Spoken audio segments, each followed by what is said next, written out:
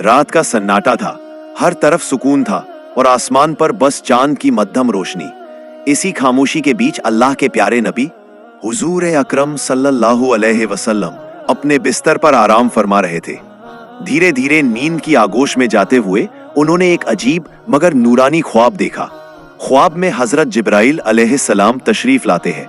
उनके हाथ में रेशम का एक चमकता हुआ रूमाल है। रसूलुल्लाह सल्लल्लाहु अलैहि वसल्लम ने पूछा, ए जिब्राइल, ये क्या है जो तुम्हारे हाथ में है? जिब्राइल अमीन ने फरमाया, या रसूलुल्लाह, आप खुद इसे खोल कर देखें तो जानेंगे इसके अंदर क्या राज छुपा है। हुजूर ने रूमाल को खोला और क्या देखते हैं, उसमें एक मासूम नूर से भरा हुआ चेहरा नजर आता है। रसूल पाक सल्लल्लाहु अलैहि वसल्लम ने तुरंत पहचान लिया, ये तो मेरे प्यारे दोस्त अबू बकर सिद्दीक की बेटी आयशा है। हुजूर ने हैरत से पूछा, ए जिब्राइल, मुझे ये चेहरा क्यों दिखाया जा रहा है? जिब्राइल अलैहिस्सलाम ने जवाब दिया, या रसूलुल्लाह, ये वही बख्त वाली लड़की है जो दुनिया और आखिरत दोनों में आपकी बीवी बनेगी। उसकी मोहब्बत आपकी थकान, दुख और गम सब दूर कर देगी। ये कहकर फरिश्ता गायब हो गया। रसूल पाक सल्लल्लाहु अलैहि वसल्लम नींद से जाग उठे, लेकिन दिल बेचैन था। वो सोचते रहे, अबू बकर की बेटी तो अभी बहुत छोटी है, अल्लाह ताला की मर्जी जरूर कोई रहस्य रखती है। चंद दिनों तक यही ख्वाब बार बार आता रहा, यहाँ तक कि आप समझ गए ये हुक्म अल्लाह ताला की तरफ से है। कुछ वक्त बाद हुजूर सल्लल्लाहु अलैहि वसल्लम ने अबू बकर रदी अल्लाह ताला अन्हु के घर जाना पसंद किया। घर के आंगन में आयशा रजी अल्लाह अन्हा अपनी सहेलियों के साथ गुड़ियों से खेल रही थी। रसूलुल्लाह मुस्कुराते हुए पास गए और पूछा, आयशा, ये क्या खेल है? छोटी बच्ची की तरह उन्होंने मासूमियत से कहा, ये मेरा घोड़ा है।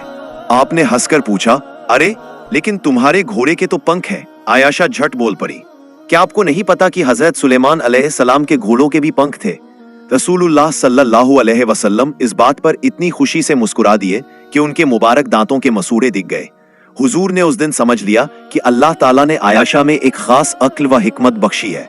यही वजह थी कि आगे चलकर आयशा रजी अल्लाह अन्हा इस्लाम की सबसे बड़ी आलिमा बनी, जिन्होंने सैकड़ों हदीसें बयान की। कुछ दिनों बाद रसूलुल्लाह सल्लल्लाहु अलैहि वसल्लम ने खौला बिनते हकीम को बुलाया और अपने ख्वाब का जिक्र किया। उन्होंने खुश होकर कहा, या रसूलुल्लाह, मैं आज ही अबू बकर के घर जाकर ये पैगाम दूंगी। खौला अबू बकर रदी अल्लाह ताला अन्हु के घर गईं, मगर वो घर पर नहीं थे। उन्होंने उम्मे रुमान यानी आयशा की वालिदा से कहा, रसूलुल्लाह सल्लल्लाहु अलैहि वसल्लम आयशा के लिए निकाह का पैगाम भेजते हैं। ये खबर सुनते ही उम्मे रुमान की आंखें खुशी के आंसुओं से भर आई। जब अबू बकर घर लौटे तो खौला ने वही पैगाम दोहराया। वो सजदे में गिर पड़े और बोले, अल्लाह की कितनी बड़ी नेमत है।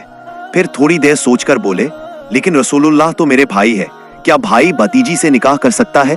जब यह सवाल रसूलुल्लाह सल्लल्लाहु अलैहि वसल्लम तक पहुंचा तो आपने फरमाया, अबू बकर मेरे दीनी भाई है, खून के भाई नहीं। फिर निकाह तय हो गया। मेहर 500 दिरहम रखा गया। एक सादा सी बरकतों भरी रस्म में निकाह मुकम्मल हुआ। आयशा अभी अपनी माँ बाप के घर ही रही। फिर जब मदीना की हिजरत का वक्त आया तो अल्लाह के हुक्म से रसूलुल्लाह सल्लल्लाहु अलैहि वसल्लम अबू बकर रदी अल्लाह ताला अन्हु के साथ सफरे हिजरत पर निकले। एक लंबा कठिन सफर, मगर दिल में सुकून था क्योंकि अल्लाह ताला साथ थे। 3 महीने मदीना में गुजरने के बाद जिब्राइल अमीन फिर हाजिर हुए और कहा, या रसूल अल्लाह, अब आयशा को अपने घर ले आइए, वो आपकी बीवी है। अबू बकर ने मेहर के पैसे खुद देकर यह सुन्नत पूरी करने में खुशदिली दिखाई। रसूलुल्लाह ने वो रकम आयशा रजी अल्लाह अन्हा तक पहुंचाई और इस तरह मेहर अदा हुआ। शव्वाल का महीना था। जब आयशा रजी अल्लाह अन्हा रुखसत होकर रसूलुल्लाह सल्लल्लाहु अलैहि वसल्लम के घर आईं। अब शुरू हुई वह जिंदगी जो सादगी और मोहब्बत से भरी थी। उनका घर छोटा था, मिट्टी की दीवारें, खजूर की डालियों की छत और एक पर्दे से बना दरवाजा। हजरत आयशा रजी अल्लाह अन्हा खुद बयान करती हैं, कई कई दिन होते हमारे घर में दिया जलाने का तेल तक नहीं होता था। हम चांदनी में बैठकर खाना खाते थे, कभी एक प्याला दूध, कभी कुछ खजूर, बस वही हमारी दावत होती। लेकिन मोहब्बत इतनी गहरी कि गोश्त की एक हड्डी भी जब आयशा चबाती तो रसूलुल्लाह उसी हड्डी से खाते ताकि उस बरकत को महसूस करें। वो उसी प्याले से पानी पीते जिस तरफ से आयशा ने घूंट लिया हो। यही थी वह मोहब्बत, वह रहमत जो दुनिया के लिए मिसाल बन गई। और दोस्तों, यही तो असली सुकून है, वो जो दौलत में नहीं बल्कि दिल की तसल्ली में मिलता है। रसूल पाक सल्लल्लाहु अलैहि वसल्लम और हजरत आयशा रजी अल्लाह अन्हा की कहानी हमें यही सिखाती है कि घर छोटा हो तो भी कोई बात नहीं, बस उसमें मोहब्बत और बरकत होनी चाहिए।